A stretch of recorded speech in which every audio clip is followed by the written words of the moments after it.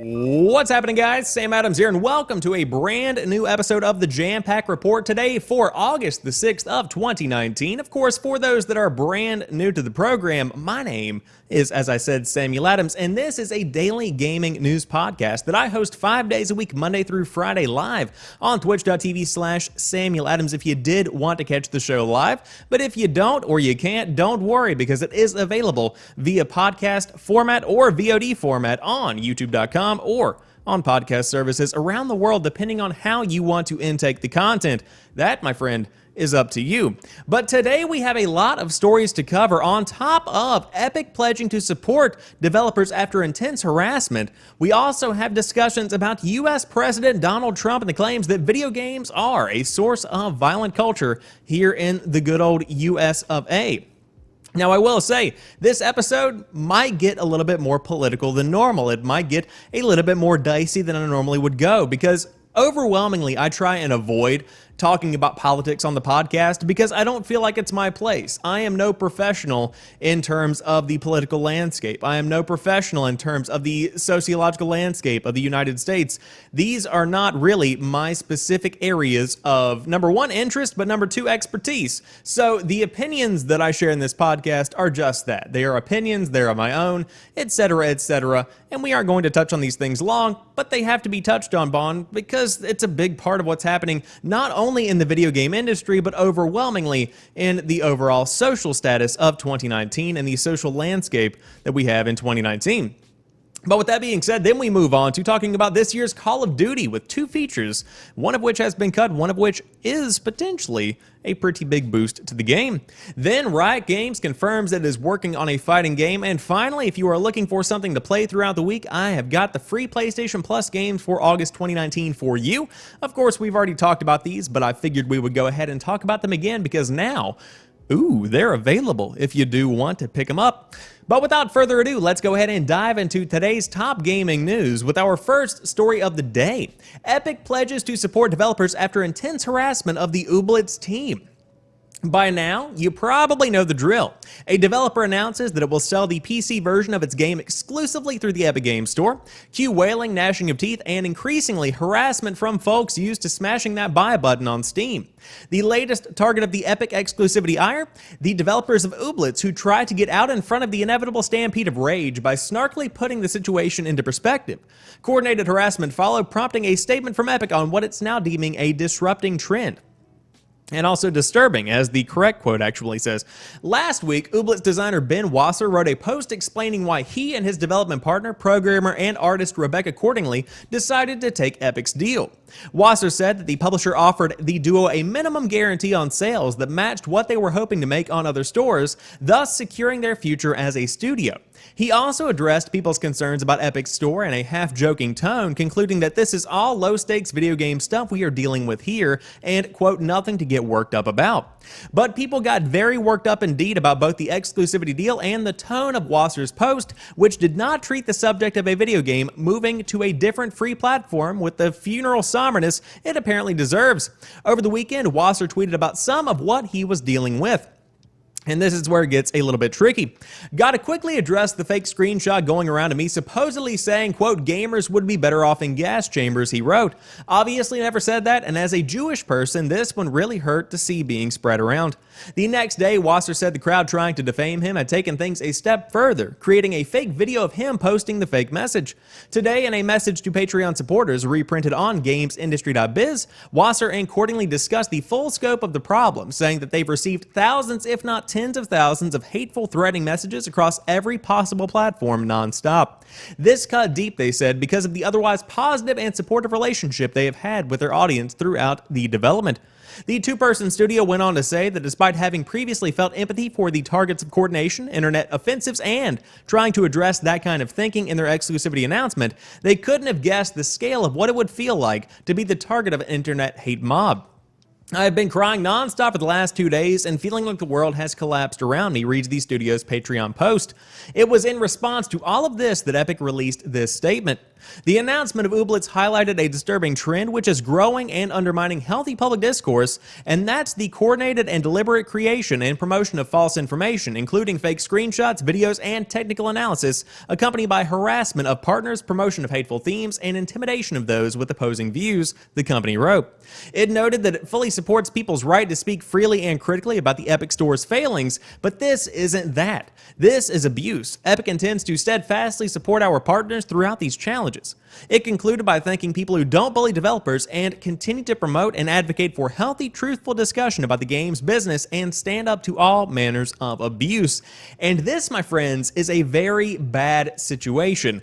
And we've been talking about the Epic Games Store exclusivity exclusivity situation over the past few months as it has continued to snowball time and time again, becoming a bigger trend, a bigger issue in the gaming industry to not only poke fun at developers that do choose to host their games on the Epic Games Store, but also we've been talking about the fact that it is incredibly hurtful. It's really truly harassment for these developers whenever you look at the comments that are being made. And it's at this point that I do want to remind everybody that the Epic Games Store as a platform is free, totally accessible. You just have to have an Epic Games Store account and you can log on, and the developers get a bigger cut of their portion of their profits. And then, of course, you do have these deals where you do have literal futures of development studios being guaranteed as long as they put their game on the Epic Games Store, which has proven to be a pretty profitable venture for a lot of developers. And, of course, for the indie teams behind the scenes of some of these indie games, it can be really truly life-changing and can completely and totally change the future of where their company could be going in the next 5 to 10 years.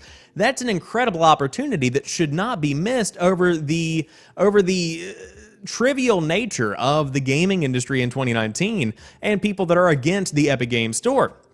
Now, with all that being said, harassment is something that should be completely and totally eradicated from society. Nobody should be harassed in 2019, especially over something as trivial as a video game and as trivial as the place that the video game is released.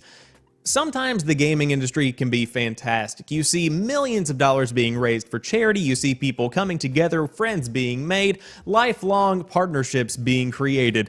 And then you have stuff like this, where you're harassing the team of 2 people behind a game called Ooblets because of the place they chose to actually release their game. I cannot stress enough how stupid that sounds. Think about what you're doing whenever you're typing a message. Is it worth your time and effort? And is the message you are typing going to lift somebody else up whenever it really does come down to it? These people are just trying to make a living for themselves. They're trying to release a cool looking little game. And I will say overall, the game itself looks to be a pretty fun time. And I cannot wait to give it a shot at some point down the line. But if you do want to check out Ooblets, it's coming out on the Epic Games Store. And remember, don't harass people. I feel like I shouldn't have to say that, but here we are. Don't harass people. However, moving on to an equally lighthearted story, U.S. President Donald Trump blames video games for fueling violent culture. Now, I will say this video and this overall story could contain some graphic description of what happened over the weekend in El Paso and Dayton, so be warned about that. I'm not going to linger on this one, and I won't be diving into the full article because PC Gamer goes very in-depth into the issue, but it is something that should be addressed because it's a major part of not only the gaming industry, as I said at the beginning of the podcast, but also of our lives today, especially for those that are here in the United States. But let's go ahead and dive into it. Speaking in the wake of mass murders in El Paso, Texas and Dayton, Ohio that left 30 people dead and more than 50 wounded, the President of the United States has called for a change in the nation's culture, specifically singling out the influence of violent video games on youth. Quote, "We must stop the glorification of violence in our society. This includes the gruesome and grisly video games that are now commonplace," Trump said. "It is too easy today for troubled youth to surround themselves with a culture that celebrates violence. We must stop or substantially reduce this, and it has to begin immediately. Cultural change is hard, but each of us can choose to build a culture that celebrates the inherent worth and dignity of every human life. That's what we have to do." He also pointed the finger of blame at the influence of the internet as a whole. "The perils of the internet and social media cannot be ignored, and they will not be ignored," he said. He added that he was directing federal agencies and social media companies to develop tools that can detect mass shooters before they strike. And of course, now the article does go on to talk more about the politics surrounding the shootings that have been going on, the mass killings here in the United States. and in other locations around the world. And then they kind of meander on into stuff like the ESRB and how they've been addressing the rating system over the past few decades. And of course, you see more and more discussion going on. And I think that Andy Chalk did a pretty fantastic job over there at PC Gamer, kind of giving everybody a layout of the entire situation as it stands right now. But let's move on to the discussion that was had on Twitter after this statement was made by the president. People have been coming to defend gaming from the left, from the right, from the top, from the bottom. Everybody is in agreement that the science behind the research is correct and that video games don't cause violence. There is no direct correlation, regardless of the type of game it is, regardless of the frequency and the time played. There are countless research studies that show little to no connection whatsoever. This is not a relevant factor in what's happening here in the United States. And of course, what's happening in the United States is horrible. It's something that breaks my heart every time I see something like this at work, whenever I see something like this in the news. It's crushing to see a country and a people being torn apart by the inside out and by each other. It's just hurtful. And on top of that, to place the blame on something that is completely and totally unaffiliated with the actual cause of what's going on is unfair. It's pushing the blame onto something that is totally unrelated, and it's not owning up to the truth. It's not facing the facts. It's not facing the music, and I think that's what irritates me the most. Now, I will say, like I said at the beginning of the show, I'm not a dude that has all the answers. At the end of the day, I'm just a nerd that gets behind a mic 5 days a week and talks about video game news and podcast about whatever he really wants to talk about. That's my spot in society as it stands. So again, I'm not going to be going fully in-depth into my political beliefs and how I think things should be addressed because I'm not somebody on Capitol Hill. I'm just simply another voter like you. But with that being said, I think that we have to look at the influence from the gaming community on a broader scale. It's not the video games, but I do believe, and I think that a lot of people will agree with this, if you look at the smaller sects within the video game culture that we have today, you can definitely find pockets of incredibly hostile people that have found home and safe harbor in the video game community. We see this on 8chan, we see it on 4chan, we see it even in some sections of Reddit. Of course, on Twitter, you see an incredibly large amount of people that are hostile, that are violent, and you can't chalk it up to video games being the cause of this violent nature and this horrible nature, but I do think that under the correct circumstances, video games can often be, as I said, a safe harbor for people that are facing other kinds of mental challenges, social challenges, and overall just it can be a really bad place from time to time. The gaming community can do some incredible things. As I've already said on this episode, we can see some incredible good put back into the world thanks to gaming. We see lifelong friendships made, we see millions of dollars raised for charity, as I've already established, but we can also see a lot of negatives that can come out of just the fact that people might have a lot of issues, and video games can be very inviting. That's where I'm going to leave the situation as it stands today. But I did want to address it. I did want to point out the fact that video games have been proven time and time again to be largely irrelevant when it comes to any kind of violence that comes as a byproduct. It just simply doesn't add up. The math isn't there. You don't have a leg to stand on with that one, and I apologize. But we have to find some other scapegoat to take the blame, because apparently nobody owns up to the issues we have currently. However, let's move on and talk about video games themselves. Ah, that's nice and refreshing, isn't it? Oh, thank God we're back to normal. Call of Duty Modern Warfare supports mouse and keyboard on console, and matchmaking is based on the peripheral. Now, we have been talking about this, but now we have more of a confirmation that this is in fact the case. Call of Duty Modern Warfare is a cross-platform game, a first for the series, but it will also let you use mouse and keyboard on console. Infinity Ward design director Joe Kakot, I believe I said that name correctly, told the PlayStation blog Modern Warfare's matchmaking will be based on peripheral. So if you use a controller, you'll be chucked in with others using a controller. But if you use a mouse and keyboard, you will play with and against people who use a mouse and a keyboard. Usefully, Modern Warfare will support different peripherals. So if you want to plug a keyboard and mouse into your PS4, you totally can. As you would expect, you can't change your peripheral mid-match. You make your choice beforehand and you are locked in. Cross-platform play means you can play against PC, Xbox One, and PS4 players in multiplayer, and of course you can see the full preview from the guys at Eurogamer for more info. But this is a very cool feature. Of course, for those that don't know, you have a lot more accuracy when you're playing with a mouse and a keyboard as compared to when you're playing with a controller specifically. That's just true. That's just the way it is. Now, that's not to say somebody playing on PS4 can't totally kick ass. That's definitely not the case. You can totally own people on PS4. I've done it for years. Just saying. But when it comes to accuracy and when it comes to competitive play, you can't get much better than mouse and keyboard. And so to hear that it's being supported across the board is fantastic. But I like the way they're doing it, because if you do have people pairing up based off of playing on a console versus playing on a PC, and it doesn't take the peripheral into consideration, then you would be very much so at a disadvantage if you were a controller player going up against somebody with a mouse and keyboard plugged into their PS4 or their Xbox One. At the same time, I also feel that people playing on PC would have an advantage over those playing mouse and keyboard on PS4. So we will have to see if that is in fact the case, because that's something that is actually a potential to be one of the outcomes of this setup that we have here for Modern Warfare.